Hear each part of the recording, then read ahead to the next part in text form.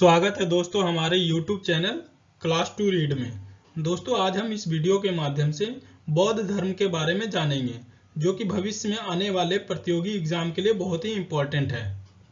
तो आइए शुरू करते हैं। बौद्ध धर्म। बौद्ध धर्म के उद्भव का कारण देखते हैं तो उत्तर वैदिक काल, जो कि 1000 ईसा पूर्व से 600 ईसा पूर्व का जो कालखंड होता है, वहां आते आते समाज बहुत ही जटिल 4 वर्णों में विभाजित हो जाता है, जिसमें 4 वर्ण ब्राह्मण, क्षत्रिय, वैश्य और शूद्र में विभाजित होने के कारण ब्राह्मणों की श्रेष्ठता को विरोध के रूप में क्षत्रिय वंश देखते हैं और उनके विरोध में खड़ा हो जाते हैं। इसी कारण से नए नए धर्मों का उद्भव होता है। इसलिए देखेंगे तो बौद्ध धर्म के संस्थापक और जो जैन धर्म के संस्थापक हैं, दोनों ही क्षत्रिय वंश के थे, जिन्होंने ब्राह्मणों की मान्यता को चुनौती दी थी। ये सभी कालखंड जो है 6ठी ईसा पूर्व के आसपास के हैं। उस वक्त देखते हैं तो लगभग 62 ऐसे संप्रदाय हैं जिनका उद्भव होता है। इन्हीं 62 संप्रदायों में से 2 संप्रदाय, बौद्ध धर्म और जैन धर्म, ये 2 संप्रदाय बहुत ही महत्वपूर्ण बन जाते हैं आगे चल करके। तो आइए देखते हैं बौद्ध धर्म। बौद्ध धर्म में सबसे पहले देखते हैं तो गौतम बुद्ध का जो जन्म स्थान है वह होता है लुम्बिनी में। 563 ईसा पूर्व में शाक्य गण के क्षत्रिय कुल में इनका जन्म होता है। इनके पिता जो कि शुद्धोदन थे, ये कपिलवस्तु के शाक्य गण के प्रधान हुआ करते थे, और इनकी माता का नाम था महामाया, जो कि कोलिय गणराज्य की राजकुमारी थी। गौतम बुद्ध के बचपन का नाम देखते हैं तो सिद्धार्थ गौतम होता है, और इनके लालन पालन इनकी मौसी प्रजापति गौतमी करती है, क्योंकि गौतम बुद्ध की माता का देहांत हो जाता है, जिसके कारण इनके लालन पालन में इनकी मौसी प्रजापति गौतमी ने बहुत ही अहम योगदान निभाया था। आगे चल करके इनकी मौसी ही और एक और स्त्री होती है जिनको संघ में प्रवेश दिया जाता है। गौतम बुद्ध की पत्नी देखते हैं तो उनका नाम होता है यशोधरा, जिनसे इनका विवाह हुआ था। गौतम बुद्ध के पुत्र का नाम होता है राहुल। गौतम बुद्ध का एक प्रिय घोड़ा होता है जिनको कंठक के नाम से जाना गया है। अब आइए आगे देखते हैं गौतम बुद्ध के प्रिय सारथी, जो कि छन्न नाम का था।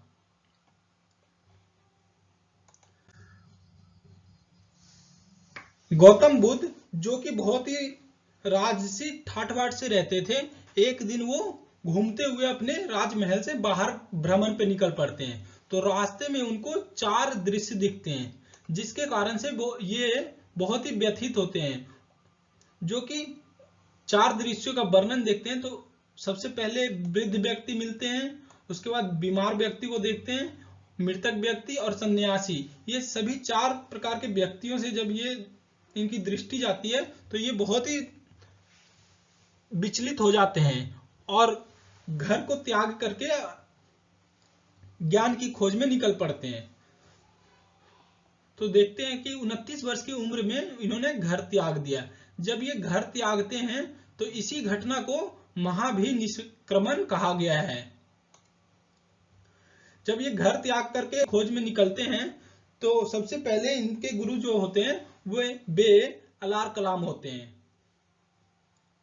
अपनी जिज्ञासा को अलार कलाम से भी शांत हुए नहीं कर पाते हैं, इसलिए वहां से वे आगे बढ़ते हुए राजगीर होते हुए बोधगया पहुंचते हैं, जहां पर गौतम बुद्ध ने बहुत ही कठिन तपस्या करके 6 वर्षों के बाद 35 वर्ष की उम्र में इन्होंने ज्ञान की प्राप्ति की।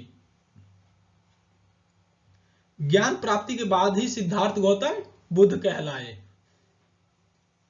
गौतम बुद्ध का अन्य नाम की चर्चा देखते हैं तो तथागत नाम से भी ये जाने गए हैं।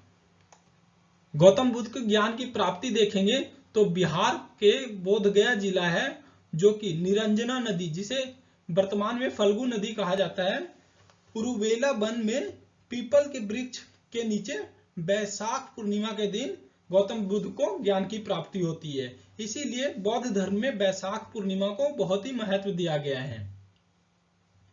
जब इनको ज्ञान की प्राप्ति हो जाती है तो सबसे पहले ये अपना प्रथम उपदेश सारनाथ में देते हैं, जिसे धर्म चक्र प्रवर्तन के नाम से जाना गया है। अब आइए दोस्तों देखते हैं, सबसे पहले जो बुद्ध को जब ज्ञान की प्राप्ति होती है तो वे अपना सारनाथ में जो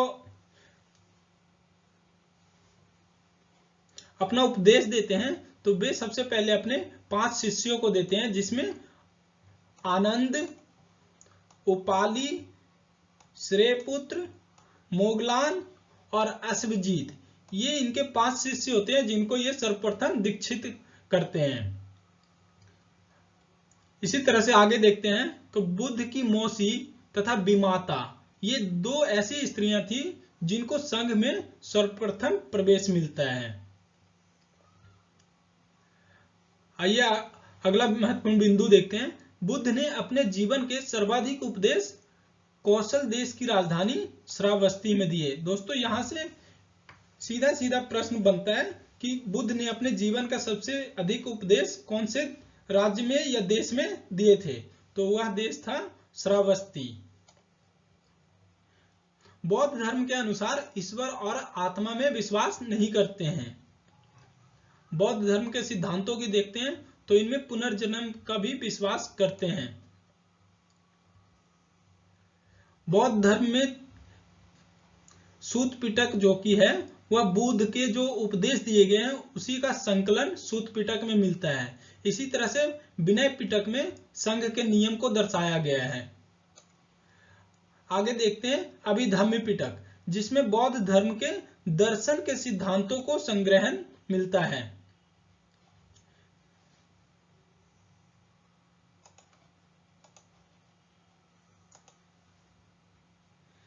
इसी तरह से महात्मा बुद्ध, जिनकी मृत्यु 483 ईसा पूर्व उत्तर प्रदेश के कुशीनगर में होता है, इसी घटना को महापरिनिर्वाण कहा गया है। अब आइए आगे देखते हैं। बौद्ध धर्म के उपदेश पाली भाषा में दिया गया है।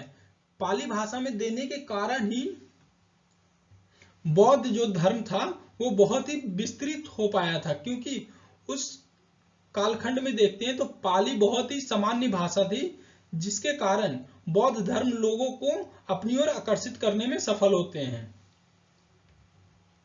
बौद्ध धर्म में त्रिरत्न को बुद्ध, धम्म और संघ, ये बौद्ध धर्म में त्रिरत्न के नाम से जाने जाते हैं।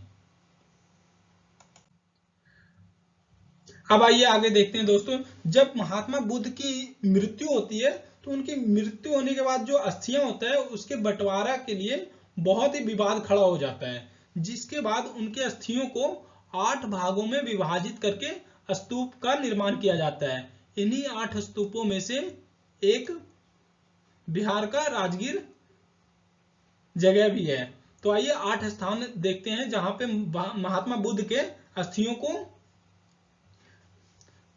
रख करके स्तूप का निर्माण किया गया है। तो सबसे पहले राजगीर, कुशीनगर, वैशाली, कपिलवस्तु, पावागढ़, अलकप, रामग्राम और बेटद्वीप, ये 8 राज्य जहां पे महात्मा बुद्ध के अस्थियों को रखा गया है। बौद्ध धर्म में देखते हैं तो बौद्ध धर्म में जो दुख है उसके मुक्ति के लिए बौद्ध धर्म में अष्टांगिक मार्ग है, उसी को दुख से मुक्ति का संभव माना गया है। अष्टांगिक मार्ग के द्वारा ही दुख से मुक्ति हो सकता है, यह बौद्ध धर्म के अनुसार माना गया है। अब आइए देखते हैं बौद्ध धर्म में महत्वपूर्ण प्रतीक जो कि महात्मा बुद्ध से संबंधित है। जब महात्मा बुद्ध का जन्म होता है तो उस घटना को प्रतीक के रूप में कमल और सांड को माना जाता है। गृह त्यागने की घटना को घोड़ा से देखा जाता है। इसी तरह से जब ज्ञान की प्राप्ति होती है तो उसके लिए प्रतीक है पीपल, बोधि वृक्ष। इसी बोधि वृक्ष के नीचे महात्मा बुद्ध की ज्ञान की प्राप्ति हुई थी। इनकी मृत्यु को स्तूप के रूप में प्रतीक देखा जाता है। अब आइए दोस्तों, महात्मा बुद्ध के जो उपदेश हुए उसी को 4 संगीति का आयोजन हुआ था। तो वे संगीति किस किस कालखंड में और किस किस शासक ने करवाए तथा कि उसकी अध्यक्षता किस किस ने की, आइए देखते हैं। तो सबसे पहला प्रथम संगीति जो होता है वह होता है 483 ईसा पूर्व में, जो कि राजगृह, वर्तमान में राजगीर के नाम से जाना जाता है, जो कि सप्तकर्णी गुहा है, वहीं पे इसका आयोजन हुआ था प्रथम संगीति का, जिसकी अध्यक्षता की थी महाकश्यप ने। उस वक्त की शासक की बात करते हैं तो शासक थे अजातशत्रु, जो कि हर्यक वंश के शासक थे। जो प्रथम बौद्ध संगीति हुआ था उसमें जो महत्वपूर्ण कार्य हुए थे वे थे बुद्ध के उपदेशों का संकलन, सूत पिटक और बुद्ध के संवादों तथा विनय पिटक, बुद्ध के नियम को। तो इसका महत्वपूर्ण जो कार्य हो जाता है वह सूत पिटक और विनय पिटक का, जिसमें धार्मिक सभा और भिक्षुओं के नियम को संकलन किया गया था। इसी तरह से द्वितीय बौद्ध संगीति देखते हैं, जो कि 383 ईसा पूर्व में होता है। वैशाली स्थान है जहां पे द्वितीय बौद्ध संगीति का आयोजन किया जाता है। इसकी अध्यक्षता देखते हैं तो सभा कामनी होते हैं, जो कि द्वितीय बौद्ध संगीति के अध्यक्ष के रूप में चुने जाते हैं।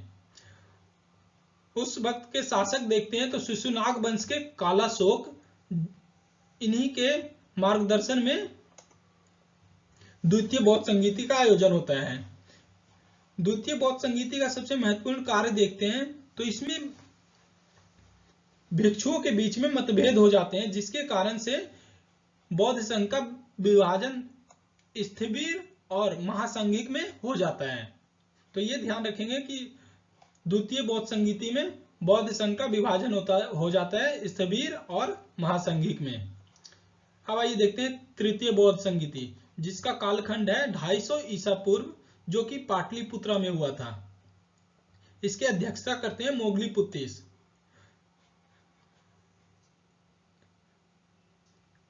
इस वक्त के शासक रहते हैं अशोक, जो कि मौर्य वंश के बहुत ही महत्वपूर्ण शासक थे।